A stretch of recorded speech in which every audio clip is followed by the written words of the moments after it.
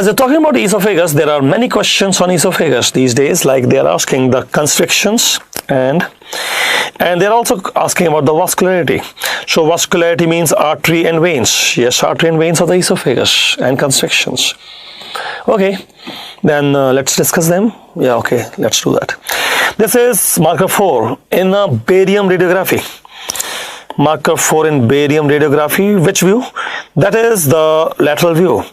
So they are asking some lateral view of the pharyngeal, no, esophageal constriction. Yes, okay, so esophageal constrictions, right, marker 4. Let me see what is marker 1. It is actually beginning of the esophagus. You remember there was a muscle there, cricopharynx. So due to that cricopharynx sphincter, which is a part of inferior pharyngeal sphincter, there was a narrowing at the beginning of the esophagus, and in fact that is the narrowest lumen of esophagus. So this is the narrowest lumen of esophagus at the beginning of esophagus due to sphincter, cricopharyngeal sphincter. Yes. And what is the second narrowing due to? Second narrowing is due to arch of aorta, which is passing in front of the esophagus. So arch of aorta is passing in front of the esophagus and it is compressing esophagus posteriorly. Yes, causing constriction. Then what is the third one? Actually, there was a trachea bifurcating and it was the left principal bronchus in front of the esophagus. So trachea is bifurcating into bronchus and is a left principal bronchus which is compressing esophagus posteriorly, compressing it. Yes. Then what is the fourth narrowing here due to? This fourth narrowing is due to the heart. Which chamber? The left atrium, which is lying in front of the esophagus. So you are telling that this narrowing is due to left atrium of the heart, which is lying in front of the esophagus. Yes. Is it really causing some narrowing? Yeah, radiology people will tell that. Anatomy people will not follow. You mean to say anatomy people do not believe in this? Yeah, they say this constriction will be there if there was a left atrial hypertrophy. If there is a left atrial hypertrophy, you may see this constriction. So there is a difference of opinion now. Yes, actually, this fourth narrowing is due to left atrium. That is for sure. Maybe normal or maybe abnormal. Radiology people say normally you have a narrowing due to left atrium, and anatomy people say no, normally there is no such narrowing. If you found the narrowing, it must be a case of left atrial hypertrophy. Anyway, what is the fifth narrowing or the last narrowing due to? Fifth narrowing or the last narrowing is when the esophagus is passing through the diaphragm. So when the esophagus is passing through the diaphragm, there will be a diaphragmatic constriction, and that is here. So what is the answer, by the way? It is asking marker 4. So maybe it is a normal atrium or maybe it is hypertrophied atrium, but it is atrium. You mean to say left atrium is the answer? Yes, of course, left atrium is the answer. Also, a question comes when you do transesophageal echocardiography. What is that? Transesophageal echocardiography. Transesophageal, you mean to say you're putting a probe into the esophagus to look at the heart? Yes. Which chamber will you see? In the transesophageal echocardiography, putting a probe into the esophagus to check the heart. Which chamber? Of course, which chamber? The left atrium.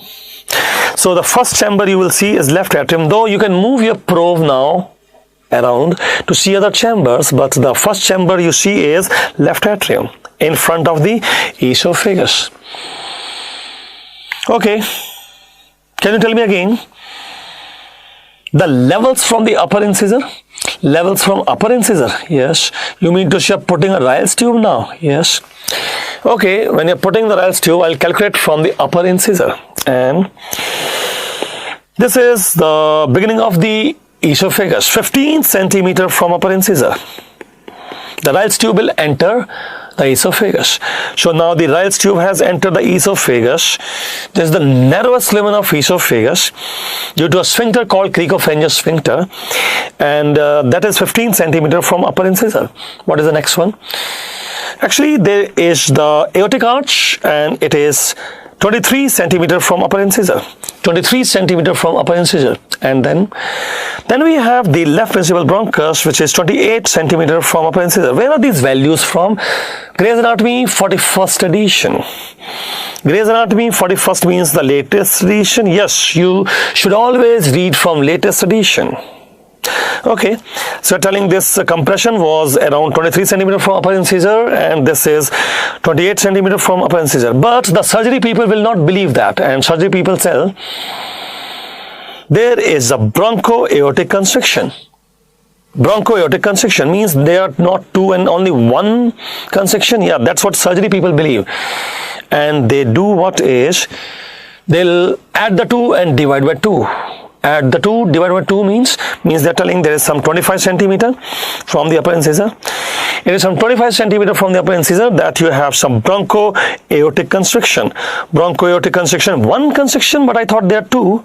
Yeah, there are actually 2, but surgery people, ENT people, surgery and ENT people like Sebastian surgery and Dhingra ENT, they will say, Dr. Dhingra ENT will say that it is 25 centimeter. They are not separately mentioned. What is this? Some controversy? Yes. We'll discuss about the controversy in a short while. And what about the left atrium? Left atrium, no marking, no number is given. Why? Because it is mentioned only by radiology people, and radiology people are not giving any number. So, no number? No. Even by ENT people? No. ENT people don't believe this. Anatomy people don't believe this. So, only radiology people believe this? Yes. And what is the last narrowing? When it was passing through diaphragm. When it is passing through diaphragm, it is 40 centimeter from upper incisor. 40 centimeter from upper incisor. Okay. Fine, then there's a problem. What? Actually, radiology people are telling 5 narrowing. Just now you saw. Yes. But anatomy people say 4 narrowing. Yes. ENT surgery people say 3 narrowing. Which one will you follow in the exam? Because ENT surgery people say 3 narrowing.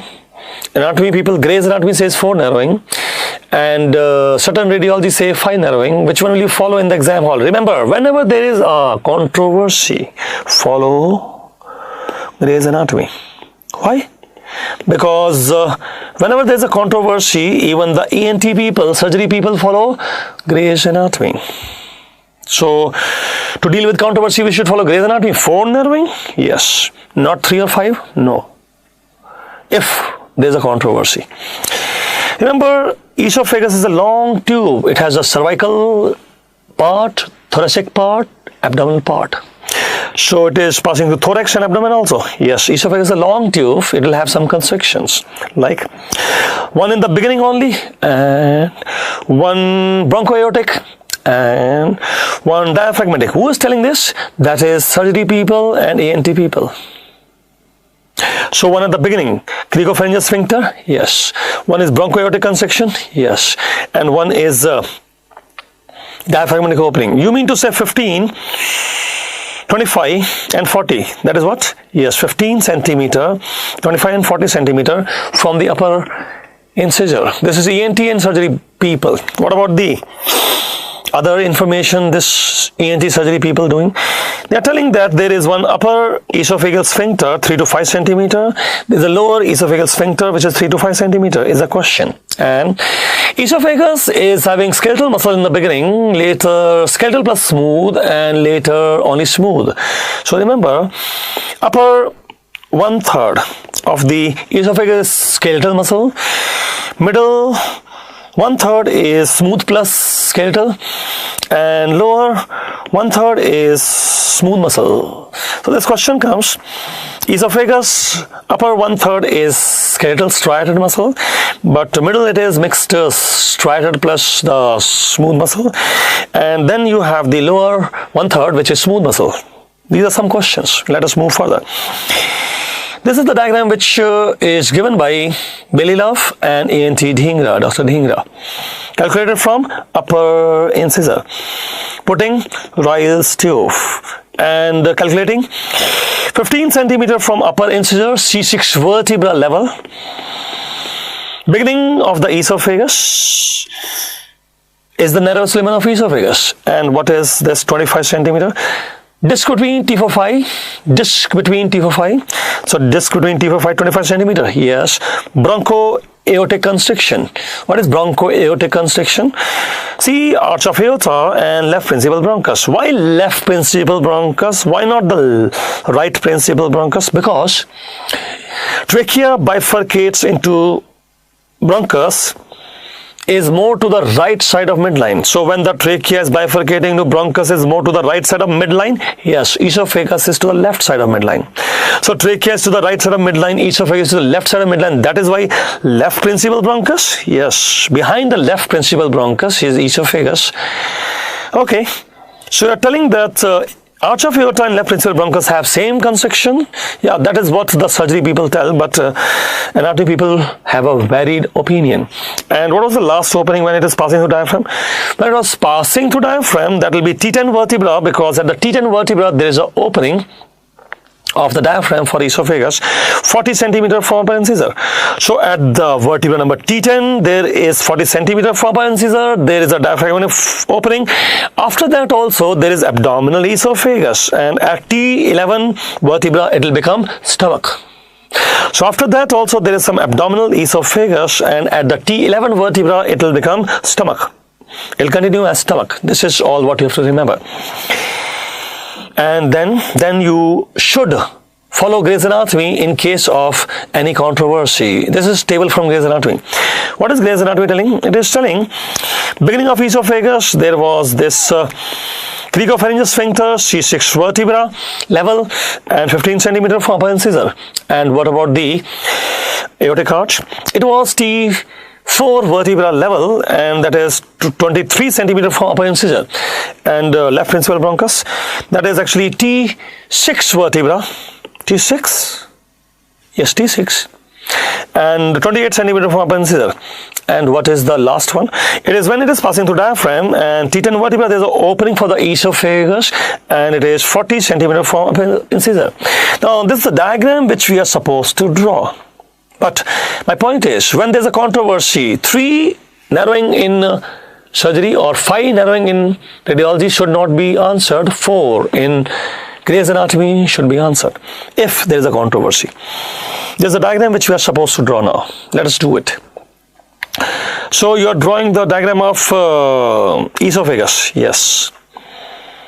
What is the length of esophagus? Length of esophagus, let us find out. Esophagus is having a narrowing at the beginning and at the ending. This narrowing at the beginning is 15 centimeter from upper incisor due to a sphincter called cricopharyngeal sphincter. And why the lower narrowing?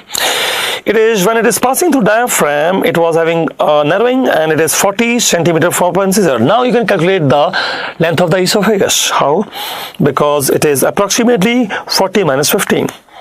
So telling esophagus is having a cricopharyngeal sphincter. Due to that, there is the narrowing of the esophagus at the beginning, 15 centimeter from upper incisor. Yes. And then last narrowing when it is passing through diaphragm, it is 40 centimeter from upper incisor, and that is helping us to calculate the length of the esophagus. Yes. What is that? 40 minus 15. 40 minus 15. 40 minus 15. 25 centimeter. Yes, approximately 25 centimeter is the length of the esophagus. Now, you know, diaphragm has a central tenon of diaphragm, and on the central tenon of the diaphragm you have the heart, which is having 4 chambers, namely the left atrium, left ventricle there. So you are telling that this is the diaphragm, on that you have the central tenon of diaphragm, on that you are having the 4 chambers of the heart, and this is left atrium, left ventricle. What do you want to tell there? What I want to tell is left ventricle giving the ascending aorta, arch of aorta. So this is the arch of aorta. Yes. Okay. Behind the arch of aorta you have the esophagus. So telling this is left ventricle, which is giving ascending aorta, yes, which is continuing as arch of aorta, yes, and behind the arch of aorta I have esophagus, compressing esophagus, and it is 23 centimeter from upper incisor. Gray's Anatomy says that. So due to the arch of aorta, behind that is some esophagus and some compression, 23 centimeter from upper incisor. Yes, then you look at the trachea. You see, this is the trachea bifurcating the bronchus, but it is to the right side of the midline while bifurcation. So now you are looking at trachea, yes, and you are telling that the trachea is bifurcating the bronchus, but it is to the right side of midline, yes, and esophagus is to the left side of midline. So it was the left principal bronchus which was compressing esophagus posteriorly. Because trachea is to the right side of midline, esophagus is to the left side of midline, it is the left principal bronchus which was compressing the esophagus posteriorly, and which marking that was 28 centimeter from upper incisor. But these surgery people, ENT people, they make it 25 centimeter, telling it is a common narrowing, which you should not follow in case of. So this is the fourth thing you have to follow. Yes, actually you have to follow 15 centimeter, 23 centimeter, 28 centimeter and 40 centimeter. That's all according to Gray's Anatomy. And what about the radiology people? What the radiology people say is not followed by anatomy or ENT people. And what do they say? They are telling there is one more narrowing. Where? Here. Why? Because of left atrium. So is it there? We don't know. Maybe it is there. Maybe it is not there. But if really people telling, then must be there. So should I believe or not? You should believe it, but not if there is a controversy. So normally I should believe that left atrium can produce some narrowing. Yeah, because really people telling, they are smart people, intelligent, hardworking people. They must be telling something good. But if there's a controversy, follow Gray's Anatomy. If you had left atrial hypertrophy, maybe then you have a narrowing. If you have a left atrial hypertrophy, then maybe you have a narrowing. You don't have a narrowing normally. There are only 4 narrowings. So be careful about all that. And this is the question, which is Jipmer question. It is asking, when you are doing transesophageal echocardiography, which is the chamber you are looking for? The first thing which my probe will see is left atrium. And after that you can move your probe to see other chambers also. Okay, what is the next thing? They're asking the venous drainage of esophagus. Esophagus passes 3 regions, 3 set of veins. Before you answer this question, you look at the details, then you come back to the question. There will be 3 set of veins. Why 3 set of veins? Because you know, cervical, thoracic, abdominal veins. What are the thoracic veins? Actually, you will remember thoracic esophagus is drained by inferior thyroid veins. If you're telling it is drained by inferior thyroid veins, inferior thyroid veins were draining the thyroid gland also, yes, but they drain the cervical esophagus also. In the thorax, drained by azygous veins. So in the thorax, esophagus drained by azygous vein, yes. And in the abdomen, it is drained by left gastric vein. Left gastric vein. So this is the diagram which we have to draw. We have to actually see and draw. So which diagram we are talking about? This one. We are talking about the venous drainage of esophagus here. Yes, very commonly asked questions. As I told you, each statement which we speak in the class are MCQs, expected MCQs. So what is this? You know, inferior thyroid veins, they not only drain the thyroid gland, but they also drain the cervical esophagus into brachiocephalic vein, into superior vena cava. You remember that inferior thyroid veins drain into brachiocephalic vein, drain into superior vena cava. You can see that here. Inferior thyroid veins drain into brachiocephalic vein, and left is longer and crossing the midline. That story, yeah, that story. I told you inferior thyroid veins are making a plexus of vein here. They drain into right side, left side, and then this is superior vena cava, which is on the right side of midline. Okay, what about this is the cervical region. What about the thorax region? Actually, there is azygous vein on the right side and there is hemiazygous vein on the left side. Which one? There is one upper hemiazygous, and there is actually upper is called accessory hemiazygous vein and lower is called hemiazygous vein itself. So you are telling that on the left side there is a hemiazygous vein, yes, and then there is some accessory hemiazygous vein, yes, and they drain the left side of the esophagus, yes. But anyway, if the azygous vein are draining on the left side, ultimately they'll drain into azygous vein, and ultimately azygous vein will drain into the superior vena cava. So again superior vena cava, yes, understand.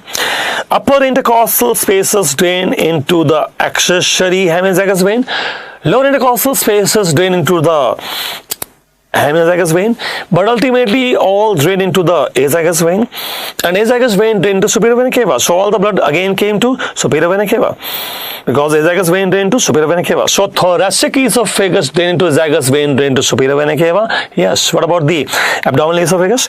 Abdominal esophagus or lower 1/3 of esophagus. Abdominal esophagus or lower 1/3 of esophagus. It is actually left gastric vein, not the right. It is left gastric vein, not the right. So left gastric vein, yes. Not the right, no. So left gastric vein will drain the lower end of esophagus, yes, into the portal vein. So this is portal circulation, yes, and portal vein will drain into the liver, and liver will drain into the inferior vena cava. So you are telling left gastric vein drain into the portal vein, drain into the liver, will drain into the hepatic vein, will drain into the inferior vena cava. Yes, this kind of discussion will come in the abdomen region also. So you are telling that lower 1/3 of esophagus, yes, abdominal esophagus, is draining into portal venous circulation. Yes, portal venous circulation, and portal vein drain into the liver, right? Yes. Liver drain to hepatic vein, and hepatic vein drain to inferior vena cava. This time it is inferior vena cava. Yes, lower esophagus, inferior vena cava. Otherwise, upper esophagus, superior vena cava. Okay, fine. What is about the arteries? If you want to discuss arteries, then we'll make a diagram for the arteries, and let us make the diagram. You are drawing the esophagus here, yes, passing 3 regions, right, which are cervical esophagus, thoracic esophagus, and the abdominal esophagus. Yes, you can say abdominal esophagus, or you can say lower 1/3 of esophagus. So who is draining the cervical esophagus? Cervical.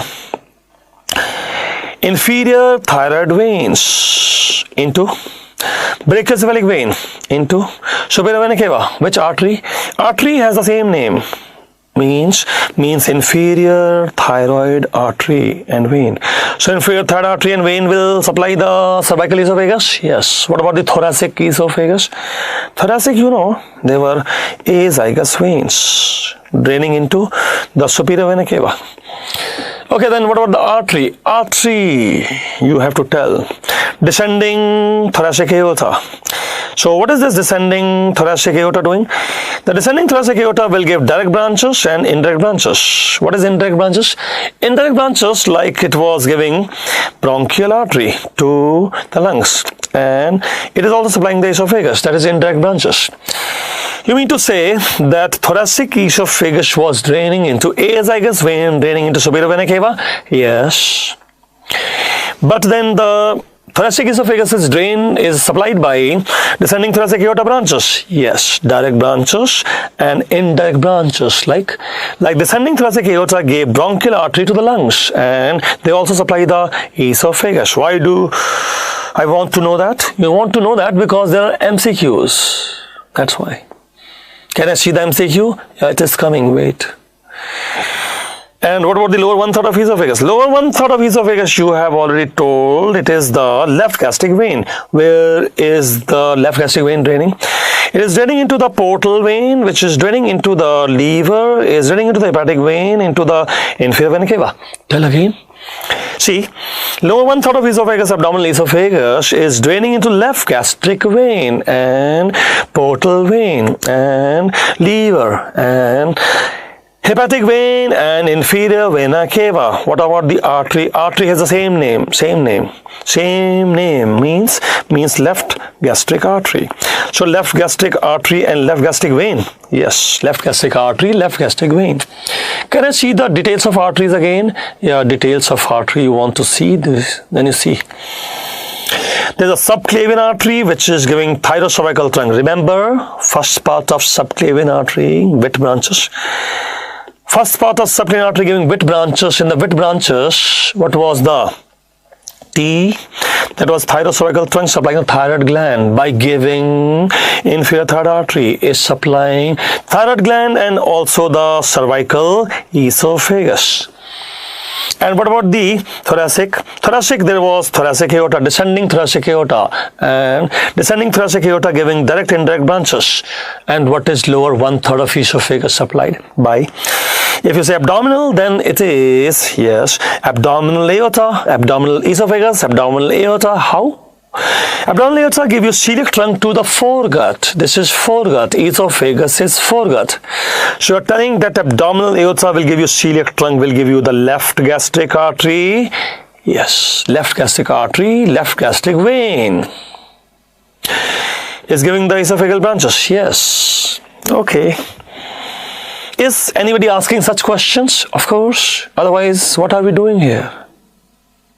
We don't want to waste our time in unnecessary things. There's a question asking blood supply of thoracic esophagus. Tell me. Thoracic, I know, you know, tell me. Descending thoracic aorta, yes, but not in the option.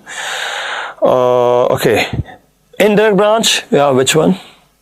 The bronchial artery? Yes, that is the answer. So descending thoracic aorta give direct branches and also indirect branches. Bronchial artery is supposed to supply lungs, but it is also supplying esophagus. So that is the answer. Yes. When will this the answer? The inferior thyroid artery? Yes.